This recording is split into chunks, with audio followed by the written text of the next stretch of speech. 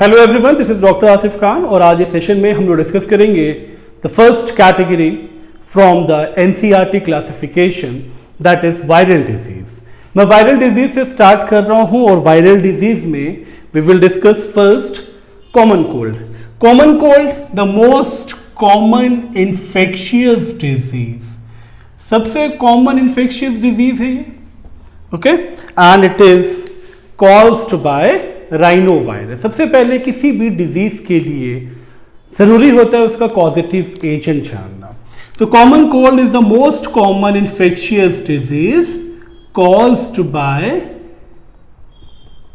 Rhino virus.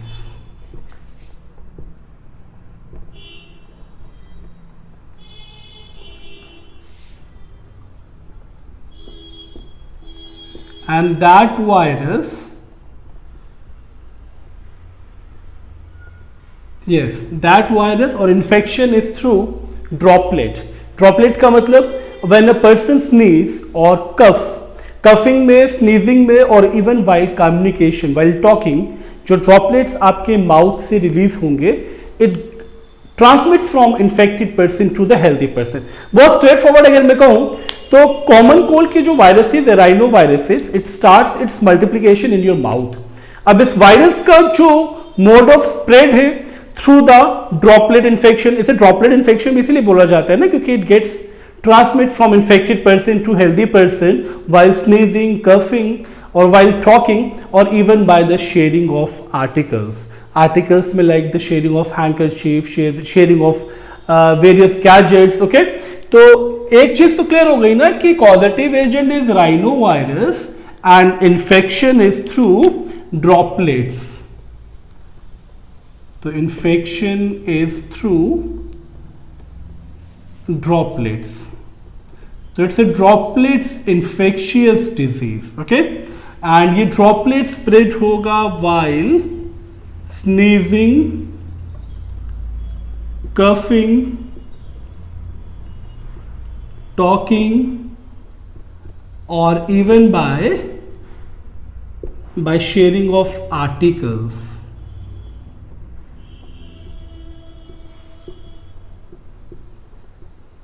Okay? अब सबसे important चीज क्या है, ये वायरस अपर रेस्पिरेटरी ट्रैक्ट को तो अफेक्ट करता है बट लंग्स को अफेक्ट नहीं करता। यानी ये नेजल चैम्बर को अफेक्ट कर सकता है, फैरिंग्स को, लैरिंग्स को, इवन ट्रैकिया को भी इन्फेक्ट करेगा। ट्रैकिया में भी इन्फ्लामेशन डेवलप होगा बट ये लंग्स को अफेक्ट नहीं कर सकता। तो it affects the upper respiratory tract, okay, upper respiratory tract को अफेक्ट करेगा बट नॉट द लंग्स। तो अब जिस पोर्शन को अफेक्ट कर रहा है वो भी चीज क्लियर हो गई। फाइनली इस वायरस का इंक्यूबेशन पीरियड है 3 to 7 days, minimum of 3, maximum of 7 days. तो incubation period is 3 to 7 days. Clear ना? अब क्योंकि इस राइनो वायरस से जो सिम्टम्स डेवलप होते हैं ड्यूरिंग कॉमन कोल्ड, ये इन्फ्लामेशन साइन है, इसलिए that's why it is also known as rhinitis. Rhino virus is a causative agent which develops inflammatory symptoms in the upper respiratory tract. That's why it is also known as rhinitis. अब इसके symptoms discuss कर ले। तो symptoms में common cold का सबसे common symptom है nasal congestion and discharge. पहले नेजल कॉन्जेशन, नाक बंद होने लगेगी and finally running nose will develop. तो nasal congestion and discharge, okay, sneezing and coughing,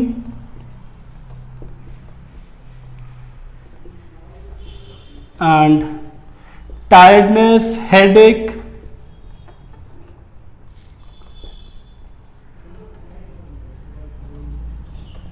even sore throat.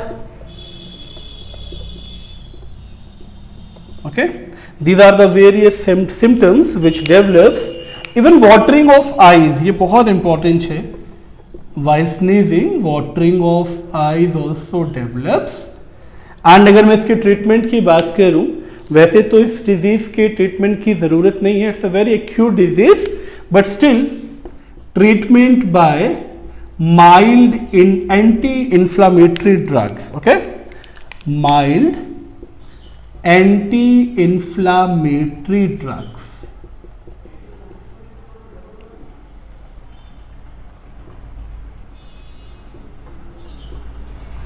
Clear ना? तो this is the first disease from the virus category. Next disease बहुत important है, और अब तो हम लोग प्राउडली कह सकते हैं कि India is free from polio, और India is a polio free country. और अब हम लोग डिजीज डिस्कस करेंगे पोलियो माइलाइटिस। तो पोलियो माइलाइटिस बहुत इंपॉर्टेंट टॉपिक बन जाता है for the board point of view, for the preparation of your competitive examination. तो इस डिजीज को थोड़ा हम लोग डिटेल में कवर करेंगे।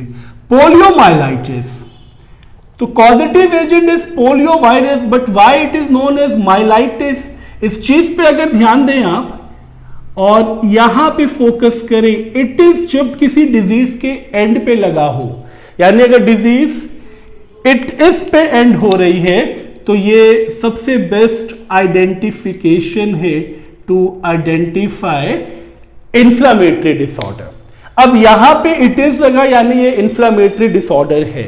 और इंफ्लामेशन हो किसका रहा है? इंफ्लामेशन हो रहा है माइली का। माइली मतलब माइलॉन।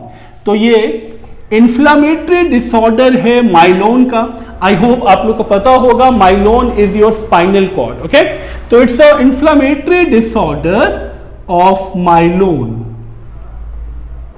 इंफ्लामेटरी डिसऑर्डर, और इंफ्लामेशन ऑफ माइलोन भी आप कह सकते हो, माइलोन और spinal cord.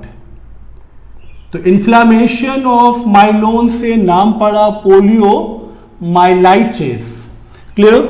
And it is caused bye polio virus. अब ये जो पोलियो वायरस है, ये एंटर करता है through contaminated food and water, but उससे पहले इस वायरस का नेचर जानना बहुत जरूरी है। इस वायरस को एंट्रोवायरस कहा जाता है। एंट्रोवायरस का मतलब जानते हैं आप लोग? ये वो वायरस है जो जिसकी प्रॉपर्टी है इन्वेजिवनेस की। इससे प्रीवियस सेक्शन में मैं बता चुका हूं व्हाट इज इन्वेजिवनेस, बट स्टिल मैं एक बार बता दूं आपको कि एंट्रोवायरस means it invades the host. अब ये इन्वेड क्या करेगा, पहले इस चीज को समझते हैं। ये इन्वेड क्या करेगा ये जानना बहुत जरूरी है, क्योंकि सपोज ये आपका स्किन लेयर है, ओके, और स्किन लेयर के जस्ट बिलो ये ब्लड वेसल्स हैं, ओके। तो ये ब्लड वेसल्स है, और इस वायरस की ये प्रॉपर्टी है कि ये वायरसेस स्किन को पेनिट्रेट करेंगे, कोरोड करेंगे और ब्लड वेसल्स में एंटर करेंगे। बट ये सरफेस पे आया कैसे, पहले ये जानते हैं।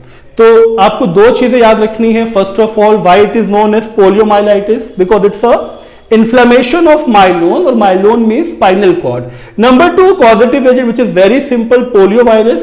बट पोलियो वायरस का नेचर आपको पता होना चाहिए, एंट्रोवायरस। और एंट्रोवायरस की प्रॉपर्टी है कि वो होस्ट को इन्वेड कर सकता है।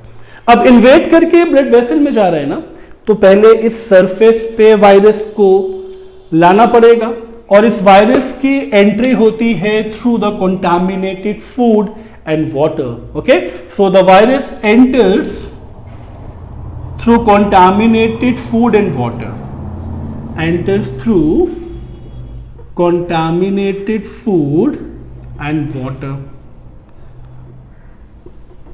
अब इस फूड एंड वाटर के थ्रू अगर ये एंटर हुआ तो ये अंडरस्टूड है कि जो भी चीज आप खाते पीते हो वो सबसे पहले आपके डाइजेस्टिव ट्रैक्ट पे जाएगा, तो ये सबसे पहले पहुंचेगा इंटेस्टाइन पे, बट ये अपना मल्टीप्लिकेशन माउथ से ही स्टार्ट कर देता है, ओके। तो when it enters through the contaminated food and mouth, तो first it enters into your anterior part of alimentary canal which is your mouth, okay. तो इट एंटर्स इनटू माउथ और it starts multiplication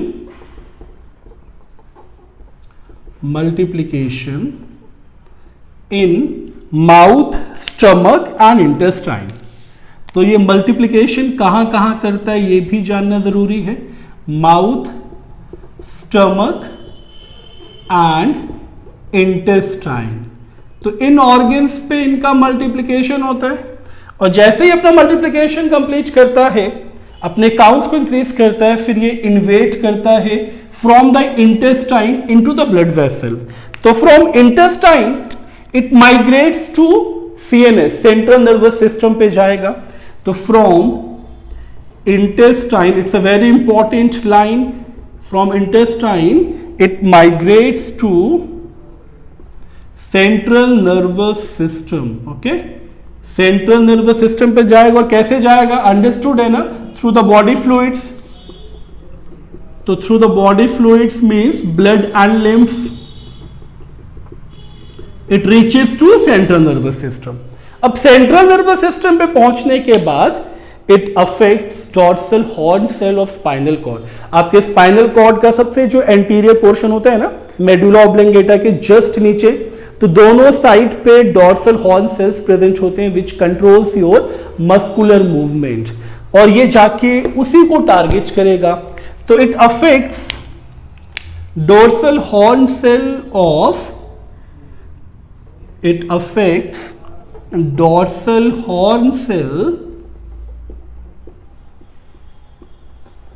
of spinal cord। ये चीज आपको बहुत अच्छे से याद रखना है कि किस पर्टिकुलर पार्ट को ये अफेक्ट करता है। ओके, अब जैसे dorsal horn cell of spinal cord को ये अफेक्ट करेगा, तो ये dorsal horn cell fails to generate impulse, impulse generate नहीं होगा। अब in the absence of nerve impulse, in the absence of nerve impulse, muscles fails to work, muscles अपना काम नहीं कर पाएंगी एंड श्रिंक हो जाएंगी। muscle fails to work and shrink, and finally what will happen, the person become paralyzed। अब muscles काम नहीं करेंगी तो ये मसल्स पैरालाइज्ड हो जाएंगे। क्लियर ना? इसीलिए पोलियो वायरसेस पर्सन में जब एंटर करता है तो उसमें पैरालाइसिस कॉमन है, क्योंकि ये अफेक्ट करते हैं मेनली द लोअर लिम्स। तो पैरालाइसिस भी लोअर लिम्ब में कॉमन है। ओके, बट अगेन इसका एक प्रोफाइलैक्सिस है। प्रोफाइलैक्सिस का मतलब इसका एक प्रिवेंशन है। तो प्रिवेंशन क्या है? It can be prevent by taking, it can be prevent bye OPV. OPV is oral polio vaccine. तो it can be prevent bye OPV, that is oral polio vaccine।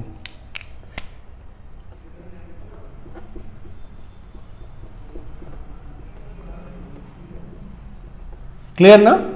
तो ये बहुत इंपॉर्टेंट डिजीज है। How it enters, how it migrates, and which main component of your body gets affected, and what will be the consequences, क्या changes आएंगे body में after the effect of viruses at dorsal horn cell। So it's a very important disease from the virus category। इस session में अभी हम लोग इस दो डिजीज को कवर कर रहे हैं, नेक्स्ट सेशन में हम लोग कवर करेंगे एड्स को।